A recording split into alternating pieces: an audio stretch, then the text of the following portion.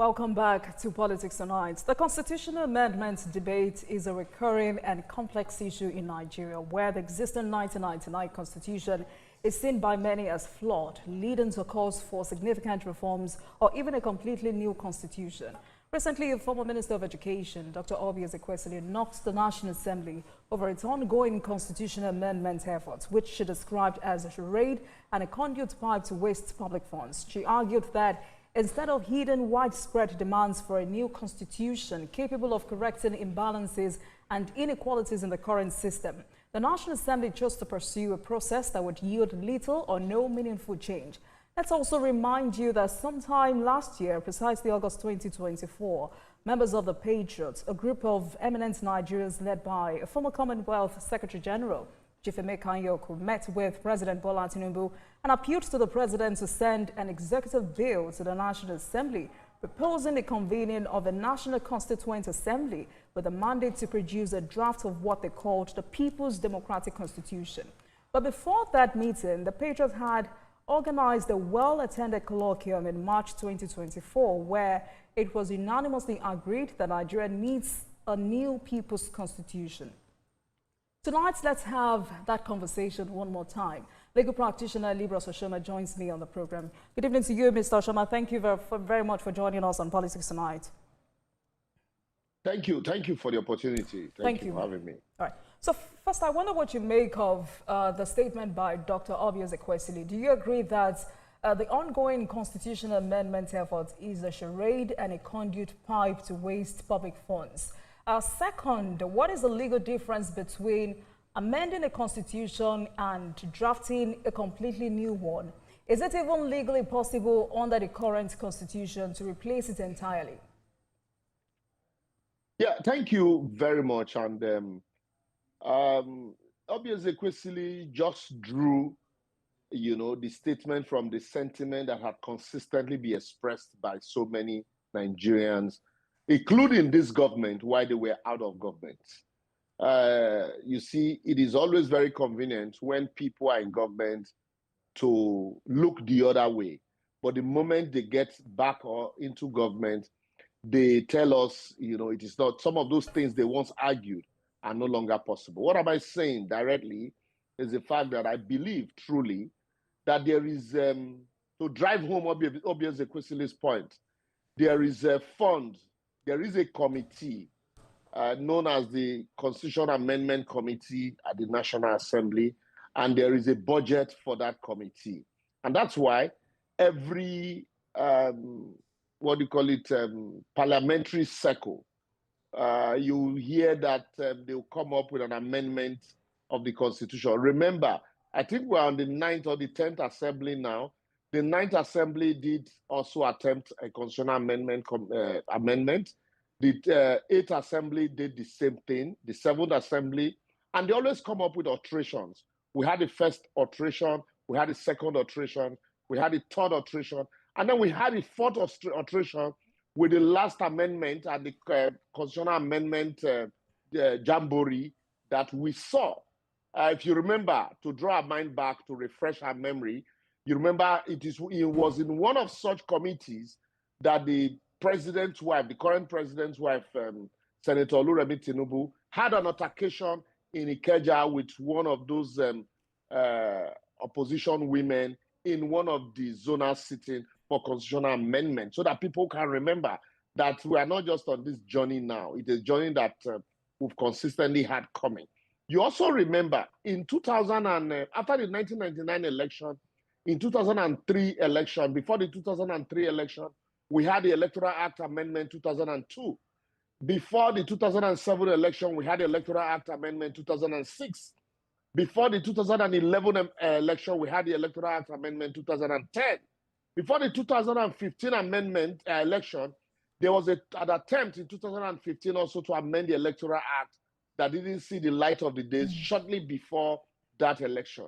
And then the 2019 election, there was an attempt at amending, and Buhari felt it was too, then President Buhari, God rest his soul, felt that it was too close to the election. And because also, remember the not too young to run bill. And then the 2023 election, there was the 2022 amendment. So all we have been doing, basically, like the Patriot has said, is we consistently keep patching. We've been patching the document, we've been patching it. And why people are saying that all we need is a new document and not this consistent patchwork, it's not necessarily because if we amend, do the right amendment, we will not get the desired result, even though the Constitution is a schedule to decree. Constitution was decreed into existence, and yes, Section 1, subsection 1 says we the people. So the Constitution in itself is a lie unto itself. Right. But in spite of all of those defects, what people are actually asking for, the amendment that people are actually asking for, that nobody's talking about, is that we practice, fiscal federalism, or possibly go back to the regional government. Those are the issues that are begging for answer. That's why that nobody's ready to discuss. But we just keep begging the issue. That's why people are saying, don't amend, create a new one. And according to this particular committee, there are 87 prioritized constitutional amendments. But let's go back to what you said earlier. Why has it been historically difficult to achieve significant amendments to the 1999 Constitution? Why? I'm going to hit straight. When you have a glutton in the family, he insists that you eat together because he knows he will eat more. And that proverb is not from me. It's from my very good friend, Chima, who is very good with proverbs. And do you know why some persons in this country believe that, this arrangement of revenue sharing, which I call feeding bottle system of government, where you really don't need to work to be a governor in Nigeria. Once you become a governor, just wait for month ending, you go to Abuja, you collect allocation. That arrangement favors a section of this country that don't really need to work. So you don't need to generate money. Once at the end of the month, you go to Abuja and the revenue is shared. And for some persons who feel that revenue is derived from their region, and that they would want to, everybody should be able to work to generate revenue from their region, are insisting that we should practice fiscal federalism. While others who feel that they are a majority says no, that the unity of Nigeria is non-negotiable, the present arrangement is okay, we should continue with this patchwork and this feeding bottle system. That is why it has become very difficult for us to have a unanimous, decision, a unanimous position to have an autochthonous constitution, a constitution truly by the people, where the people will put their sentiments and their feelings together into a document. And also, we have nations, we have various nations in one country. Unlike in other countries like in Europe, what we call tribes are called nations in Europe. If you remember, Czechoslovakia was a country of 2 tribes, but today there are 2 countries, Czech Republic and Slovakia. Yugoslavia was a country of 6 tribes, 7 tribes. Today they are broken down into 7 different countries, Georgia, Slovakia, and what have you. So I don't want to go into USSR and the rest. So, but today in Nigeria, you have people, marriage of strange bedfellows with people with different ideology, different constitution, religious and cultural belief, merge together to pursue a common agenda that operates a system where the entire country is run like a local government, where everybody goes to Abuja. You are not able to impregnate your wife, you wait for the president, or you're calling on the president. While in actual sense, these are the jobs of local government. The state has completely taken over the jobs of local government in Nigeria, that local government have been reduced to salary paying agencies. So these are the reasons, because some persons are benefiting from it. And that's why any attempt to remove, to insulate or divorce those benefits from those people, they would resist it with all their blood. And that's why it is difficult for us to sit down and say, let us talk to ourselves. Let us agree to agree and agree to disagree. And now, and I'm sorry quickly, another way they assuage these people, they dangle the carrot of state creation before them. If you remember that major debate before Chief Obafemi Awolowo and Dr. Nnamdi Azikiwe at the Constitutional Conference in 1957, Chief Obafemi Awolowo did say, once we start to create state, until Ikenne, his village, becomes a state, that Nigerians will not rest. And we are seeing it today. What is the number of the requests for state creation on the table of this committee that's amending this constitution, despite the fact that the states that we already have are not viable? So because it is all about self-interest and selfishness, that's why nobody is ready to discuss the 1963 constitution. All right, Mr. Oshoma, since you've gone into the scope of the constitutional review, let me take it off from where you stopped, because the committee is currently considering 87 constitutional amendments, talking about addressing fundamental issues that touch on governance, security, fiscal federalism, which you just spoke about, inclusive representation. But for that which pertains to gender views and inclusive governance, the committee says it's deeply committed to enhancing women's political representation and addressing these gender disparities in our governance framework. Where do we start from, and how effective has Nigeria's national gender policy been in increasing women's political participation? Presently, what is the position of women participation? What is the United Nations position for gender equality? 24%. And how well have we even complied with the 24% that is supposed to be given, to women? Here, politics is played nocturnally. Meetings are held at midnight. And then, this also is a disadvantage for women, basically, to participate in this kind of politics. We see also how, the political arrangement is skewed massively, against women. So where we need to start from, we need to make the circle smaller so that it becomes very easy for them to participate. If the ocean is too big and you have a lot of sharks in this ocean, it becomes difficult for the smaller fish who are called, I don't know why they call them the weaker sex, who are called the weaker sex. It becomes difficult for them to play in such, ocean. So, look at the Senate, for example. You have, out of 109 senators, you have 4. That's not even up to, 10% of the population of the Senate. And yet, sadly, Mr. Oshoma, 24%. So should Nigeria adopt a gender quota system for elective positions? Do you think gender quotas should be made mandatory in Nigerian political parties or elections? Let me look at it from 2 perspectives. If you're talking about gender quota, for example, some people are going to argue that the gender quota also should be merit-based, so that people don't just allocate positions to their girlfriend, all in the name of meeting gender quota.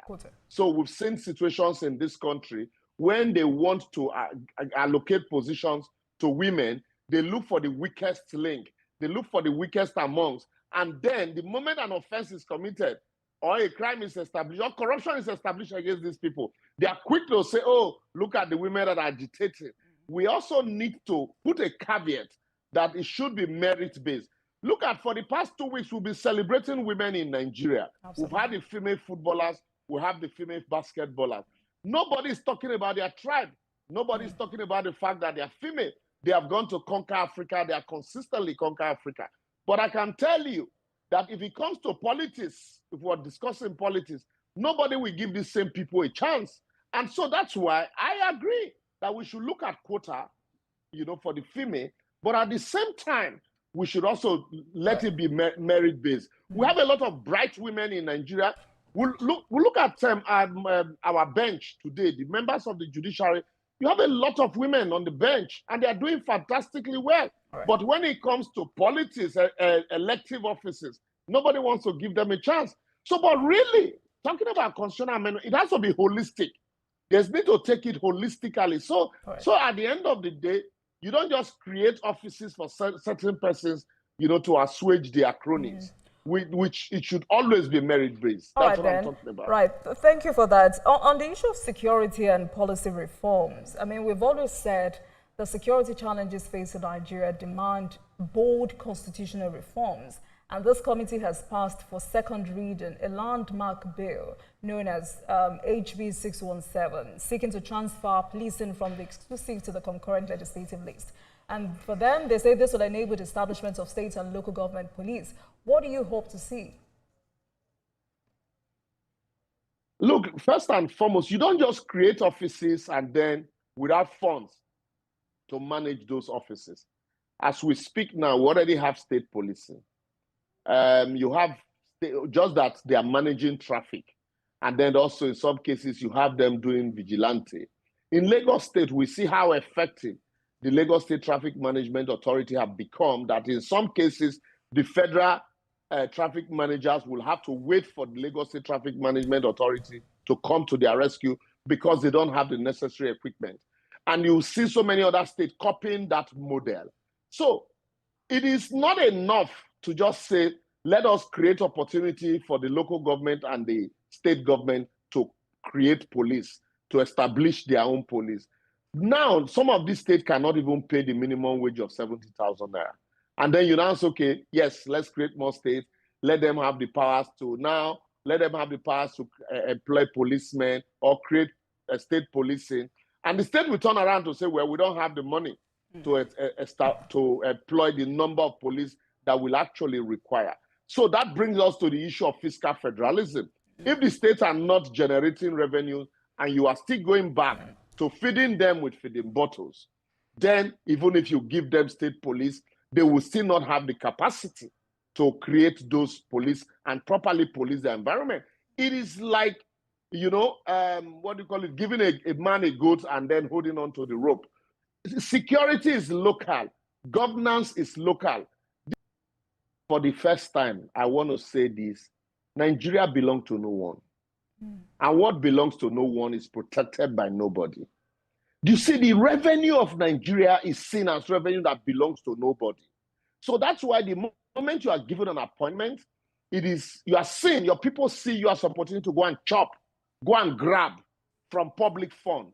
But if these funds is generated by the people who are going to use it, then those people will fashion ways to plug leakages, to plug loopholes, and then we all even pay taxes. Let me give you an example. You have a mango tree. That's at least what I can think of now. You have a mango tree behind your house.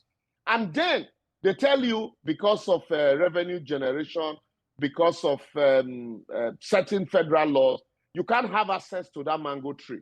Somebody will be given a location from Abuja to come pluck a basin of the mango tree. And when he's plucking a basin, he plucks 10. And the day he leaves, meanwhile, that mango tree is behind your house, you also are going to find a way to destroy it or pluck from it or even steal from it because nobody belongs. As a stakeholder, you are not statutorily empowered to own it, sell from it, and then pay taxes. And that is the foundation of financial recklessness in Nigeria. Until we put the perspective right from the bottom to the top, no matter the loopholes you put, the eyes will be too distant from the actual revenue generation, that it will become very difficult for you to plug loopholes. So let me take oil, for example, quickly. So let me put you on the spot. If you had the opportunity to recommend 3 legal reforms to enhance fiscal accountability in Nigeria, what would they be? Which of these reforms do you believe is most urgent and achievable in the current political climate? Let's go back straight to the 1963 Constitution.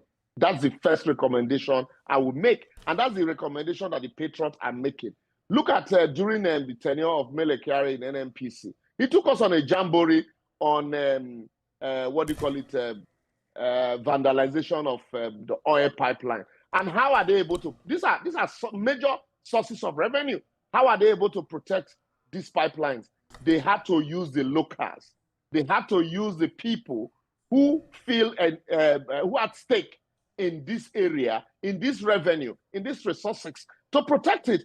And then the issue of, we have anti-graft agencies. To be frank to them, they are doing their best, but we should be able to have situations where it becomes difficult to even steal. Because a man who steals 2 billion and then you're going to recover, and then the man who is trying to recover 2 billion from him is earning a salary of 500,000. What's the guarantee that he will not, take 10 million and look the other way? Right. So these are the challenges. We need to first make it impossible. And the only way you can make it impossible is to make sure that those places where the revenues are generated from, the stakeholders all actually have a stake in the revenue generation process. And that's the only way everybody can protect it. Sadly, we're out of time, Mr. Liborous, but I'm sure we'll continue this conversation some other time. That brings us to the end of this very important conversation on the constitutional amendment. At your service, a very big thank you to you, legal practitioner, political affairs analyst, Liborous Oshoma, for sharing such valuable insight with us. As always, these discussions are crucial for deepening our understanding of the law and our democracy. Thank you so much. Thank you. Have a great evening. My pleasure. And you too. Right.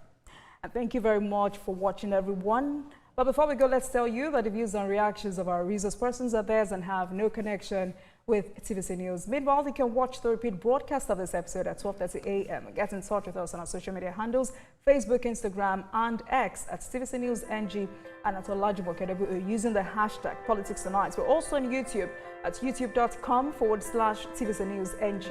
I am Olajumo Kedebu. Good night, everyone.